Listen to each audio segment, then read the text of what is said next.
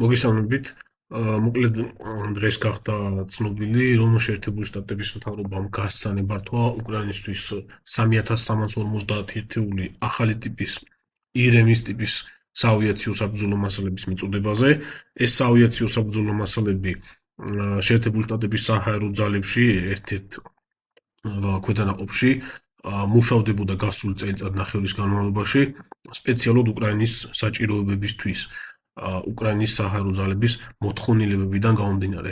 ეს არის ჰიბრიდული საბრძოლო მასალა, რომელიც საკმაოდ ისეთი დაბალი ღირებულების არის და ერთეულის ფასი სადღაც 200-დან 250,000 დოლარამდე გამოდის, ესე იგი 850 მილიონი დოლარია მთლიანად აი ამ მიწოდების მოცულობა და 3350 ერთეულს მოიცავს მოარსებული ინფორმაციით.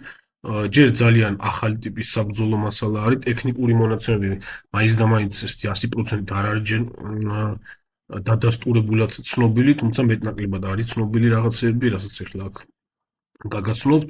ესე იგი, ეს არის ჰიბრიდული საბრძოლო მასალა, რომელიც თავის-თავში მოიცავს ძირითადი ნაწილი, საბრძოლო ნაწილი MK-82 ტიპის საავიაციო ბომბი, 500 ფუნტიანი, პლანირების კიტი, ზუსტი დამიზნების მოდული და რეაქტიული ძრავი, რომელიც აი ამ პლანირებისა და დამიზნების კიტში არის გაერთიანებული, რომელშიც არის შემდგომში უკვე ჩასმული ბომბი. შეიძლება ითქვას, რომ ფრთოსანი რაკეტისა და ბომბის ჰიბრიდი არის. ესე იგი, მასა 300 კილოგრამის ფარგლებში უნდა იყოს, შეიძლება 350 კილომდეც ადიოდეს. ფრენის მანძილი 463 კილომეტრი არის, ეს მეტნაკლებად არის დაზუსტებული და ცნობილი 450, 463 კილომეტრი. ეს 463 ერთ-ერთი გამოცდების დროს იქნა დადებული ესეთი მანძილი და აქედან არის ცნობილი. ესე იგი, მაქსიმალური სიჩქარე 716 კილომეტრი საათი, დამიზნების სისტემა GPS AINES-ი და აქვს გაძლიერებული AINES-ის მოდული, სავარაუდოდ ორმაგი AINES-ი აქვს.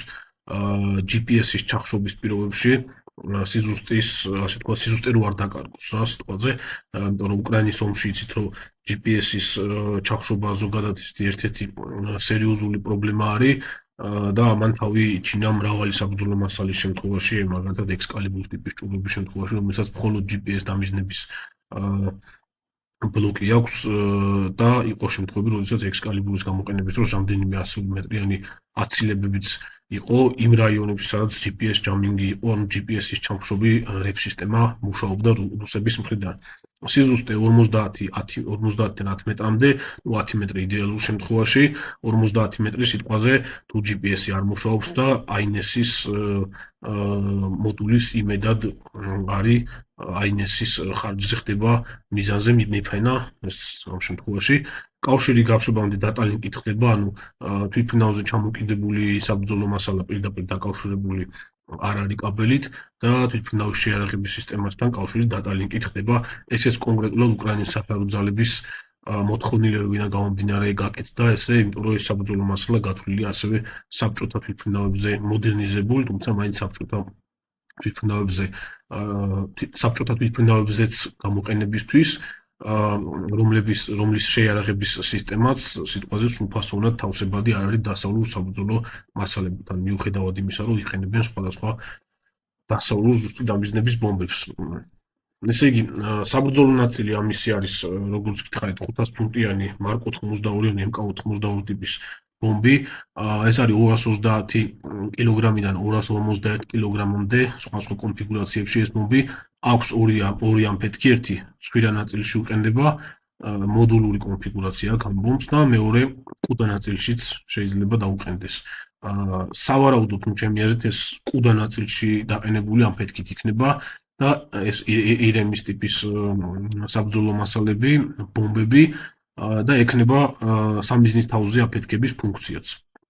ესე იგი, MK-82-ს დავუბრუნდეთ, სიგრძე 2.21 მეტრი არის ამ ბომბის, დიამეტრი 273 მმ, მასა 230-დან 251 კილოგრამამდე, FN-ის ტიპი, ანუ ფეთქებადი ნივთიერების ტიპი, რომელიც აქ გამოიყენება, ძირითადად შევსებული არის ტრიტონალით, ასევე გამოიყენება Compay 6 და PBXN 109, 89 კილოგრამი, 89-90 კილოგრამი. უმეტეს შემთხვევაში ტრიტონალით არის შევსებული MK-82-ები. ზოგადად MK82 მასიური გამოყენების, ფართო გამოყენების ბომბი არის შეერთებული შტატების საჰაერო ძალებში და 100,000-ობით აქვთ ამ ბომბების მარაგები.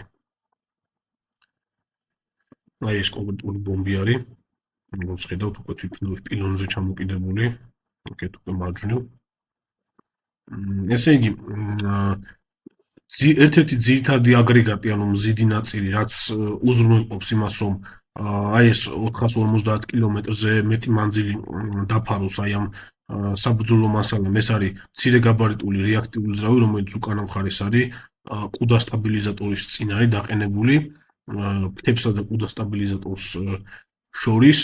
ეს არის ამ შემთხვევაში გამოიყენება კომპანია Spartan-ის წარმოების ამერიკული კომპანია არის TDI J85 ტიპის მცირეგაბარიტული რეაქტიული ძრავი, რომლის გაბარიტებიც არის შემდეგი 363 მმ არის სიგრძე, თლიანი სიგრძე, 216 მმ არის დიამეტრი, 13.6 კილოგრამი არის მასა ამ ბომბის, საკმაოდ ცეთი მცირეგაბარიტული და მცირე მასის მქონე ძრავი არის, თუმცა საკმარისად ძლიერი არის ეს რეაქტიული ძრავი, რომ აი ამ ზომის და ამ წონითი კატეგორიის საბრძოლო მასალას მიანიჭოს ესეთი ენერგია, რომ 463 კილომეტრი დაფაროს ჩამოგდების შემდეგ. ნუ რა თქმა უნდა, ამას ემატება პლანირების ფრთებიც, რომელსაც აქვს პლანირების ფუნქცია და ესეც რა თქმა უნდა ეხმარება. ესე იგი, ჰაერ მიმღებები ძრავისთვის დამაგრებული არის აი ამ პლანირებისა და ზუსტი დამიზნების კომპლექტის ქვედა მხარეს, ეს ორი პატარა ჰაერ მიმღებია, საიდან ძრავს მიეწოდება ჰაერი. ესე იგი, პლატფორმები, საიდანაც უკრაინელებს შეეძლებათ ამ საბრძოლო მასალების ჩამოყრა, პირველ რიგში განვიხილოთ საბჭოთა საფრენი აპარატები, რომელიც მოდიფიცირებული არის გარკვეულ დონეზე და გამოიყენება აქტიურად სხვადასხვა დასავლური საბრძოლო მასალების ჩამოსაყრელად, ამ შემთხვევაში MiG-29 ტიპის გამანადგურებელი უკრაინის საჰაერო ძალების, რომელსაც აქვთ კომპლექტაციაში აქვთ გარდამავალი ძელაკები დასავლური საბრძოლო მასალის ჩამოსაკიდად, ანუ ჩვეულებრივი სტანდარტული საბჭოთა რაც არის კონსტრუქციაში MiG-29-ის ფრთებზე დაყენებული პილონები, ამ პილონზე მაგრდება ეს გარდამავალი ძელაკები, რომელზეც შეიძლება ჩამოიკიდოს, დაყენდეს დასავლური სხვადასხვა ტიპის ბომბები, როგორც პირდაპირ თავისუფლად ვარდნადი, ასევე ამ შემთხვევაში რაც უკრაინელები იყენებენ ზუსტი დამიზნების კონფიგურაციაში. ესეთ ტიპის პლანირებადი ჯეიდამები, აქაც გაშლადი გაზრდილ მანძილზე მოქმედი ჯეიდამები, ასევე ფრანგული ჰამერის ტიპის ბომბები, რაც აქტიურად გამოიყენება MiG-29-ზე. ნუ აი ეს გარდამავალი ძელაკები, რომელიც უზრუნველყოფს თავსებადობას აი ამ დასავლური საბრძოლო მასალისა საბჭოთა თვითმფრინავებზე არის მის სტანდარტ 85-91-ის მიხედვით დამზადებული. ეს არის ნატოს სტანდარტი, რომელიც აი ამ გარდამავალი პილონისა და საბრძოლო მასალას შორის დაკიდების ფუნქციას უზრუნველყოფს. ამ სტანდარტის მიხედვით მზადდება დასავლური პილონები, რომელზეც სხვადასხვა წონითი კატეგორიის ბომბები ეკიდება. ასევე Su-25 ტიპის მოიერიშეები, Su-25 ჩვენთვის კარგად ნაცნობი მოიერიშეები, ჩვენ საჰაერო ძალებშიც იცით რომ ეს ძირითადი საბრძოლო თვითმფრინავი არის. Su-25-ზეც არის ეს მოდერნიზაცია ჩატარებული, ხედავთ აქაც გარდამავალი ძელაკი, რომელზეც შეიძლება ჩამოკიდებული იქნას ესეთი ფრანგული ჰამერის ტიპის ზუსტი დამიზნების ბომბი. უკრაინის საჰაერო ძალების Su-25 არის. და თავისთავად F-16-ები, ახლა F-16-ებს არანაირი მოდერნიზაცია არ ჭირდება, გამზადებული არის მისი პილონები პირდაპირ აი ამ ბომბების ჩამოსაკიდად. ესე იგი, ეს ბომბი არ არის რაღაცა მაღალი წონითი კატეგორიის ბომბი, ამ შემთხვევაში ამ ირემზე არის საუბარი, ეს საბრძოლო მასალა, შესაბამისად მისი წონითი კატეგორიიდან გამომდინარე 4-დან 6 ერთეულამდე შეიძლება იქნას ჩამოკიდებული MiG-29-ზეც, Su-25-ზეც და F-16-ზეც.